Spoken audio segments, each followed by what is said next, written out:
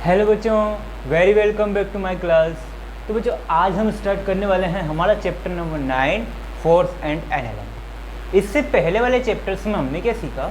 इससे पहले हमने पढ़ा था मोशन। मोशन में हमने क्या सीखा कि कोई भी ऑब्जेक्ट जो है वो किस तरीके से मूवमेंट कर रही है, उसकी डिस्टेंस क्या होगी, उसकी डिस्प्लेसमेंट क्या होगा, उसका स्पीड क्या होगी, उसकी वेलोसिटी क्या होगी, इन सारी चीज़ों को हमने सीखा। अब जो है हम सीखने वाले हैं कि उस मोशन के ऊपर कितना फोर्स अप्लाई हो रहा होगा। अगर कोई ऑब्जेक्ट v वेलोसिटी के साथ में मूवमेंट कर रहा है तो क्या उसका मास होगा, मास के साथ में उसका एक्सेलरेशन किस तरह से डिपेंड करेगा, उसकी वेलोसिटी किस तरीके से डिपेंड करेगी। ये सारी चीज़ें अपन आज इस वाले चैप्टर में कैलकुलेट करेंगे। ठीक है, तो आज का जो चैप्टर है, आज का जो टॉपिक है वो है न्यूटन्स फर्स्ट लॉ। तो हम पहला नियम पढ़ने जा रहे हैं न्यूटन का। तो न्यूटन का पहला नियम पढ़ें उससे पहले हमारे पास एक इम्पोर्टेंट टॉपिक है, दैट इज़ इनर्शिया। ठीक है, तो न्यूटन के पहले टॉपिक को, पहले लॉ को पढ़ने से पहले हमें नॉलेज होना चाहिए इनर्शिया के बारे में। किसके बारे में? इनर्शिया के बारे में। ठीक है, तो हम बात करते हैं इनर्शिया की। तो व्हाट इज इनर्शिया?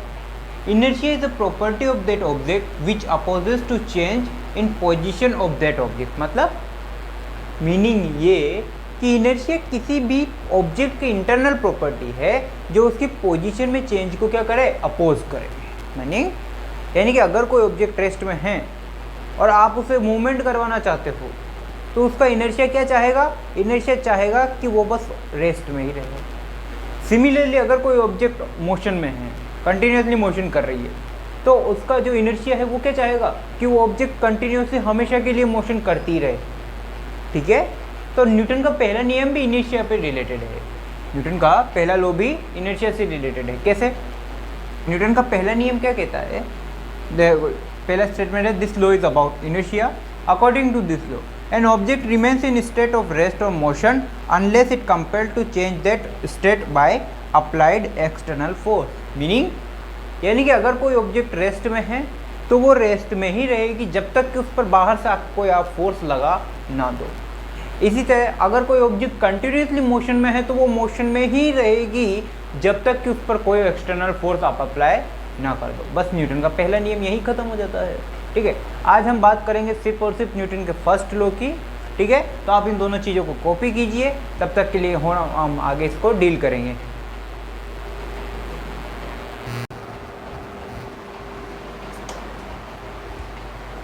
तो ओके बच्चों, अब ये तो हो गई हमारी किताबी बातें। ये तो क्या हो गई? डायरेक्टली मैं एक बार HD क्वालिटी देख लेता हूँ, बिल्कुल HD क्वालिटी में दिखाई दे रहा है। तो ये तो हमारी हो गई किताबी बातें। क्या हो गई? सारी की सारी किताबी बातें हो गई। अब हम इसको थोड़ा सा प्रैक्टिकल लाइफ पर आते हैं। प्रैक्टिकल लाइफ पर आने का मीनिंग ये है, सपोज आपने कभी एक्सपीरियंस किया होगा, इसका एग्जाम्पल लेते हैं न्यूटन के फर्स्ट लॉ का। इनर्शिया क्लियर है?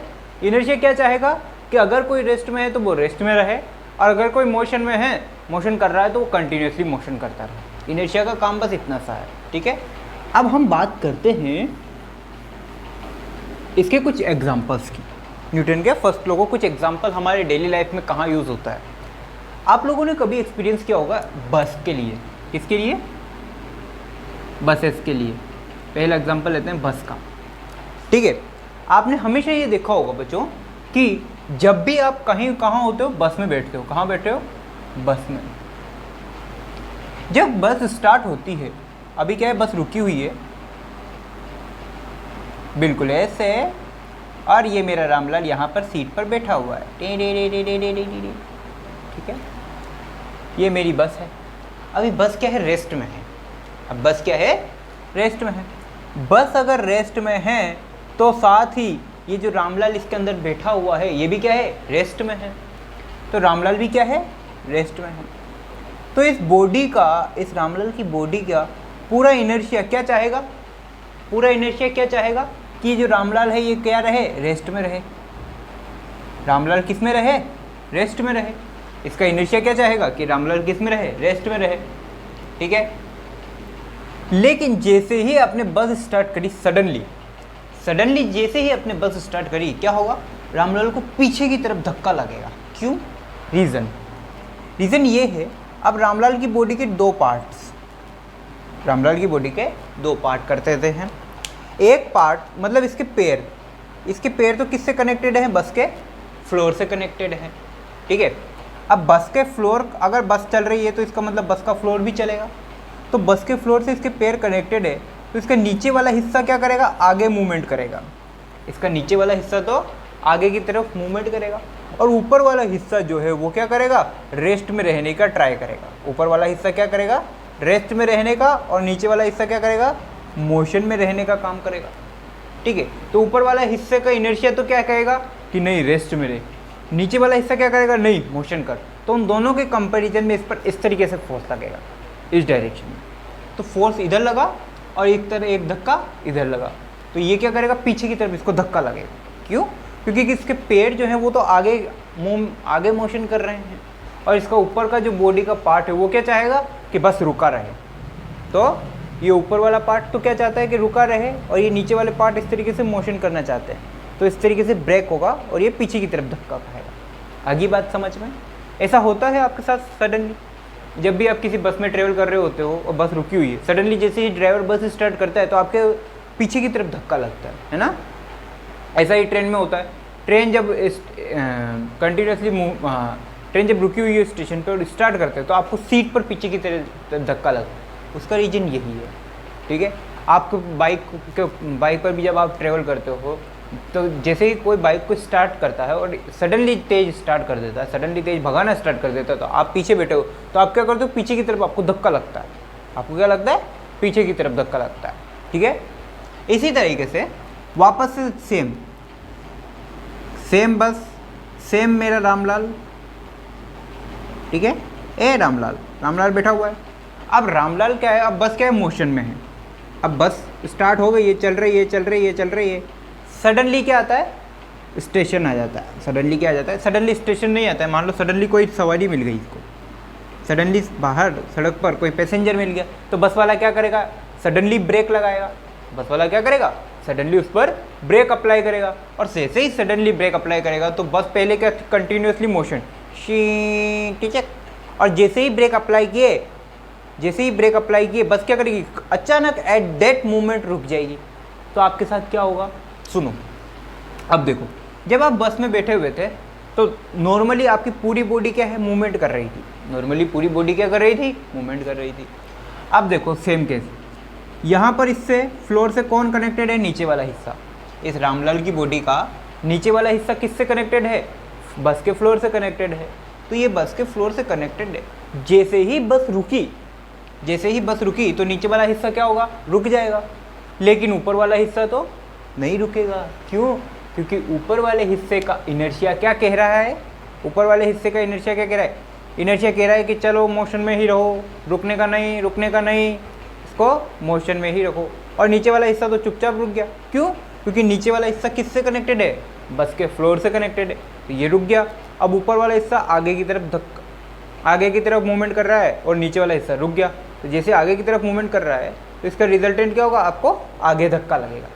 इसी तरह अभी कोई भी कंटिन्यूसली बाइक चला रहा है, जैसे ही वो बाइक को एकदम से ब्रेक लगाता है आप उसके पीठ के बल गिर जाते हो। क्यों, क्योंकि आपकी पूरी बॉडी क्या है, मोशन में थी। जैसे ही आपके बाइक वाले ने ब्रेक लगाए तो आपका निचला हिस्सा तो बाइक के साथ में रुक गया, लेकिन ऊपर का जो हिस्सा है बॉडी का वो अभी भी आगे की तरफ मूवमेंट कर रहा है। तो उसका रीजन यही है, ठीक है। कभी कभी आपने देखा होगा कि कोई भी ऑब्जेक्ट हो, आप उसे रोकने के लिए फोर्स लगाओ तो धीरे धीरे रुकती है। वो ऑब्जेक्ट क्या करेगी, धीरे धीरे रुकेगी, एक साथ नहीं रुकती है। क्यों, क्योंकि ऑब्जेक्ट को रोकने के लिए आपने फोर्स तो अप्लाई कर दिया, लेकिन उस ऑब्जेक्ट का इनर्शिया क्या करेगा, उसको मोशन में ले जाएगा। तो उस इनर्शिया को ख़त्म होने के लिए टाइम लगता है, इसीलिए वो ऑब्जेक्ट को रुकने में भी टाइम लगता है। तो पहला एग्जाम्पल इसका ले लो, ये मैंने समझा दिया है, बस एग्जाम्पल में लिख रहा हूँ, अब समझ में आ गया होगा आपको। तो इसको मैं एग्जाम्पल को थ्योरेटिकली लिख देता हूँ। व्हेन अ बस सडनली स्टार्ट्स देन, अच्छा जब स्टार्ट होती है, रेस्ट से स्टार्ट होती है, तो बस पैसेंजर को क्या लगता है, पीछे की तरफ धक्का। Then passenger feels a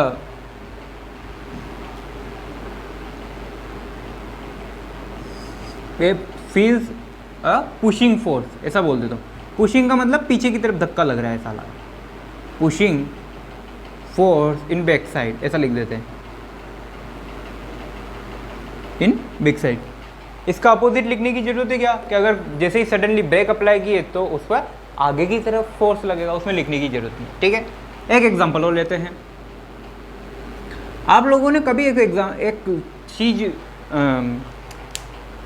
generally feel की होगी या देखी भी होगी अपनी डेली लाइफ में, कि कभी कभी जब किसी भी ऑब्जेक्ट पर, किसी कंबल या किसी भी आपके घर में रखी हुई किसी भी वस्तु पर, किसी भी ऑब्जेक्ट पर काफ़ी ज़्यादा धूल जमा हो जाती है ना, तो आप लोग क्या करते हो, उसे ऐसे या तो झटकाने का काम करोगे, या फिर उस कंबल को या फिर किसी भी जिस पर भी धूल जमा है उसे डंडे से पीटने का काम करोगे। ऐसा क्यों करते हो?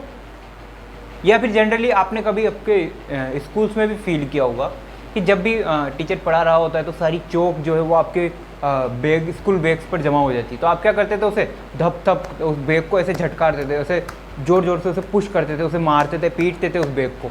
उससे क्या होता था सर, उससे हमारी चौक ख़त्म हो जाती थी। ठीक है, या आप कहीं गिर जाते थे चलते चलते तो आपको धूल लग जाती थी, आपकी शर्ट पे, आपके कपड़ों पर धूल लग जाती, तो आप क्या करते हो, अपने आप को ऐसे झटकारते हो, ऐसे झटकारने का काम करते हो, यानी अपने आप को पीटने का काम करते हो। क्यों? उससे क्या होगा सर, उससे धूल हमारी झटक कर बाहर गिर जाती है। ऐसा ही होता है। ऐसा क्या होता है? लेकिन देखो, बेसिकली होता क्या है कि जैसे ही आपके कपड़ों पर धूल जमा हुई तो धूल क्या चाहती है, इनर्शिया। अब धूल का इनर्शिया क्या चाहता है, उसे रोकने का काम। धूल का इनर्शिया क्या चाहता है कि उस जो धूल के पार्टिकल्स हैं, वो धूल के पार्टिकल आपके कपड़ों पर ऑटोमेटिकली जमे रहें। धूल के पार्टिकल ऑटोमेटिकली आपके कपड़ों पर जमे रहें, ये चाहता है धूल, है ना। धूल के पार्टिकल क्या चाहते हैं कि धूल के जो पार्टिकल्स है, धूल जो आपके कपड़ों पर जो जमे हुए हैं वो ऑटोमेटिकली ऐसे कैसे ही हमेशा के लिए जमे रहें। अब आप क्या चाहते हो कि उसे हटाना चाहते हो, आप क्या करोगे, उस पर बाहर से कोई फोर्स लगाओगे, इतना फोर्स लगाओगे कि धूल के पार्टिकल का इनर्शिया ख़त्म हो जाए, तो उससे क्या होगा, आपकी सारी धूल बाहर चली जाएगी। तो पहले जो धूल के पार्टिकल रेस्ट में थे, फोर्स लगाने के बाद वो बाहर की तरफ मोशन करना स्टार्ट कर देंगे। सिंपल सा केस है। ठीक है, सो एग्जांपल लिख लेते हैं। When dust particles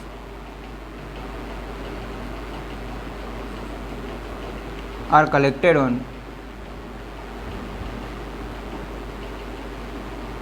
cloths, then for removing them,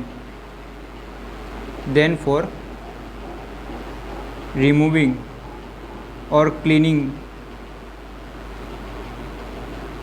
clothes,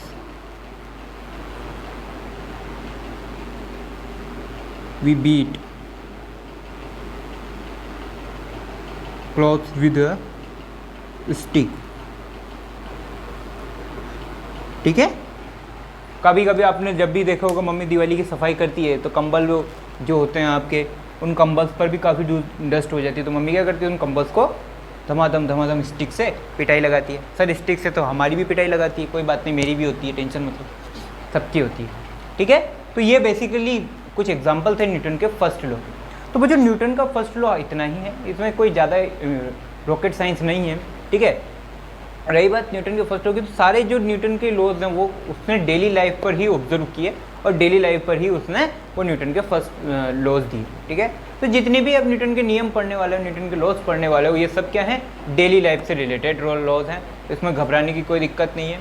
अब हम पढ़ने जा रहे हैं थोड़ा सा न्यूटन का सेकेंड लॉ। अब न्यूटन का सेकेंड लॉ जो है is all about force, momentum and all that, mass, acceleration, सारी चीज़ें अपन यहाँ पे काम में लेने वाले हैं। ठीक है, तो न्यूटन का सेकेंड लॉ पढ़ें, नेक्स्ट लेक्चर पर जाएं, उससे पहले थोड़ा सा बात करते हैं फोर्स के बारे में। किसके बारे में? फोर्स के बारे में, कि फोर्स होता क्या है। क्यों फोर्स के बारे में क्यों बात करनी है? क्योंकि न्यूटन के second law is all about force. Newton के सेकेंड लॉ में हमें किसके बारे में पता चलेगा? फोर्स के बारे में। तो बात करते हैं थोड़ा सा फोर्स के बारे में। यहाँ तक ये दोनों एग्जाम्पल कॉपी कीजिएगा, बात करते हैं फोर्स के बारे में।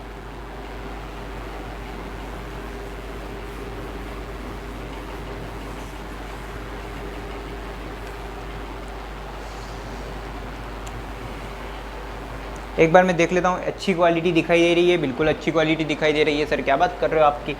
अच्छा चलो ठीक है, फोर्स के बारे में बात करते हैं। अब फोर्स होता क्या है, वो जो आपको अच्छे से पता है कि किसी भी चीज़ को पुश करना, पुल करना, ये किसकी तरह है, किसके एग्जाम्पल हैं, फोर्स के एग्जाम्पल हैं। तो किसी भी ऑब्जेक्ट पर आप फोर्स अप्लाई करें, किसी भी ऑब्जेक्ट पर फोर्स अप्लाई करें, कितने तरीके हो सकते हैं। या तो आप पुशिंग करो, या फिर पुलिंग करो। कितने तरीके से आप अप्लाई कर सकते हो फोर्स को, 2 तरीके से। कौन से, पुशिंग एंड पुलिंग। ये सब आप 8th स्टैंडर्ड में पढ़ चुके हो, हल्का सा रिवीजन कर रहे हैं, ठीक है। वैसे इसका एग्ज़ाम से कोई लेना देना नहीं है, बस आपको आगे के लिए थोड़ा सा इंट्रो पता होना चाहिए कि फोर्स को कितने तरीके से अप्लाई कर सकते हो। पुशिंग एंड पुलिंग 2 तरीके से, कोई दिक्कत नहीं है सर, हो जाएगा, उसमें कौन सा रॉकेट साइंस है, ठीक है। चलो दूसरी बात करें।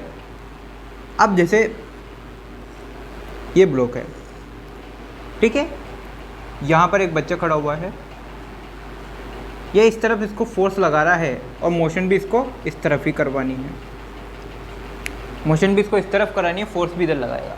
बताओ ये क्या कर रहा है, पुश कर रहा है, पुल कर रहा है, पुशिंग कर रहा है, ठीक है। सिमिलरली सेम केस में सेम ब्लॉक है और एक बच्चा मेरा यहाँ खड़ा हुआ है और इसको इधर मोशन करवानी है, तो ये क्या करेगा, वापस अपने को पुल करेगा।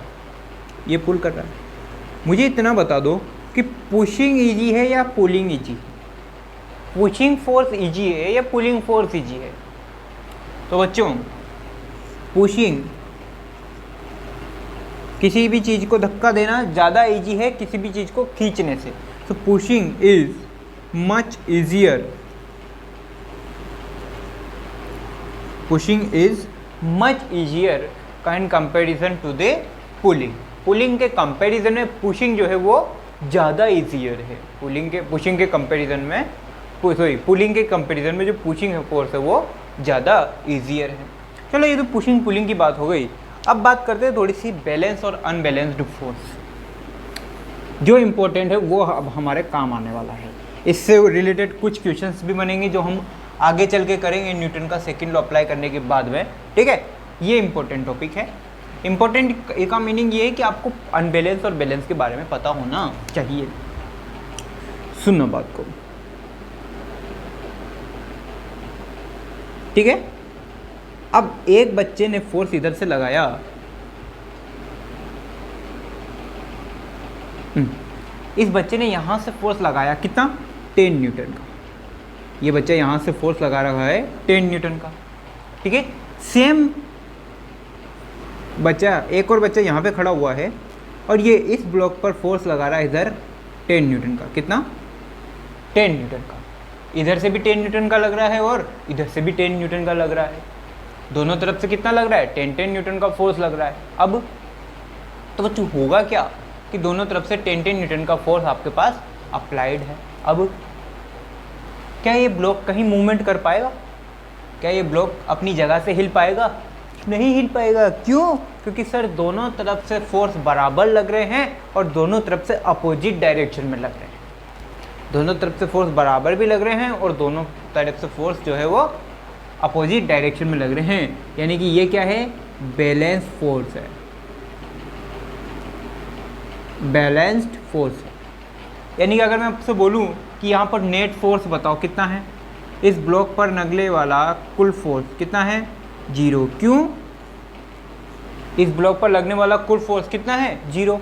सर कैसे 0 है, 10 इधर से 10 इधर से 20, नहीं, एक तो 10 इधर से लगा रहा है और एक 10 इधर से लगा रहा है, दोनों अपोजिट डायरेक्शन में लगा रहे हैं। तो एक प्लस का 10 तो एक माइनस का 10, डायरेक्शन अपोजिट है ना, तो दोनों माइनस हो जाएंगे। तो नेट फोर्स कितना हुआ, 0। सिमिलरली यानी कि बैलेंस्ड फोर्स में क्या होगा, नेट फोर्स 0 होगा। बैलेंस फोर्स में क्या होगा, नेट फोर्स 0 होगा। अब अपोजिटली एक और एग्जांपल ले लेते हैं। अब ये दोनों बच्चे एक साइड आ गए बच्चों, ये वाला भी इधर आ गया और ये वाला बच्चा भी इधर आ गया। अब ये वाला भी लगा रहा है 10 न्यूटन और ये दूसरे वाला बच्चा भी कितना लगा रहा है, 10 न्यूटन। अब बताओ इस पर टोटल फोर्स कितना लग रहा है, इस पर टोटल फोर्स लग रहा है। अब क्या ब्लॉक मूवमेंट करेगा, बिल्कुल करेगा सर। कितने फोर्स से करेगा? Force is equal to 10 plus 10 कितना? 20 न्यूटन। कितना करेगा? 20 न्यूटन से। ठीक है, अब बच्चों एक केस और ले लेते हैं। ये तो हुआ बैलेंस की बात। अब करते हैं अनबैलेंस्ड फोर्स। ये इतना कोई खास है नहीं, बस बैलेंस और अनबैलेंस का आपको आइडिया होना चाहिए, उसलिए मैं बता रहा हूँ, बाकी इतना कोई खास ज़रूरी है नहीं। ये वापस से सेम ब्लॉक, एक बच्चा यहाँ खड़ा हुआ है, ये भी कितना लगा रहा है? इधर से लगा रहा है 10 न्यूटन। एक बच्चा इधर खड़ा हुआ है और ये लगा रहा है 4 न्यूटन का फोर्स। इधर वाला छोटा बच्चा है, इधर वाला बड़ा बच्चा है, ये लगा रहा है 10 न्यूटन से ब्लॉक को इधर धक्का दे रहा है, और ये लगा जो 4 न्यूटन से ब्लॉक को इधर अपोजिट में धक्का दे रहा है। बताओ क्या होगा? क्या ब्लॉक हिलेगा या नहीं हिलेगा? बिल्कुल हिलेगा। कितने फोर्स से? अब इस पर नेट फोर्स कितना लग रहा है ब्लॉक पर? हिलेगा यानी मोशन करेगा। मोशन करेगा तो कितने फोर्स के साथ में मोशन करेगा? देखो 10 minus 4 is equal to 6 newton. 10 minus 4 is equal to 6 newton के फोर्स के साथ में ये मूवमेंट करेगा, यानी कि इसको क्या बोलेंगे? Unbalanced force. Unbalanced force. कुल फोर्स कितना है? नॉट इक्वल टू 0, 0 नहीं है। यहाँ पे कुल फोर्स कितना था? नेट फोर्स कितना था? 0। यहाँ पर net force not equal to 0। Balance और अनबैलेंस की कहानी है, इतना सा बात है। तो बैलेंस और अनबैलेंस का मीनिंग क्या है? बैलेंस का मीनिंग ये है कि दोनों तरफ बराबर फोर्स लगे और अपोजिट डायरेक्शन में लगे। अनबैलेंस का मतलब दोनों तरफ अनबैलेंस है। ठीक है, आपने कभी देखा होगा जब भी सब्जी लेने जाते हो तो दोनों तरफ बैलेंस करना होता है। अगर दोनों तरफ बैलेंस नहीं है तो आप सब्जी यानी कि आपके मिस्टेक है। तो दोनों तरफ बैलेंस कर दो, दोनों तरफ बराबर फोर्स कर दो तो बैलेंस है, दोनों तरफ बराबर फोर्स नहीं है तो अनबैलेंस है। सिंपल सी बात। तो बच्चे ये थी कहानी न्यूटन के फर्स्ट लॉ की। अब हम नेक्स्ट लेक्चर में पढ़ने जाने हैं Newton second law of motion. क्या पढ़ेंगे? Newton second law of motion. तो उसके लिए हमें थोड़ा सा फोर्स के बारे में इंट्रोडक्शन होना चाहिए था, जो मैंने आपको दे दिया है। ठीक है, तो आज के लिए क्लास यहीं डिसमिस करते हैं। तब तक के लिए पढ़ते रहिए और पढ़ाते रहिए।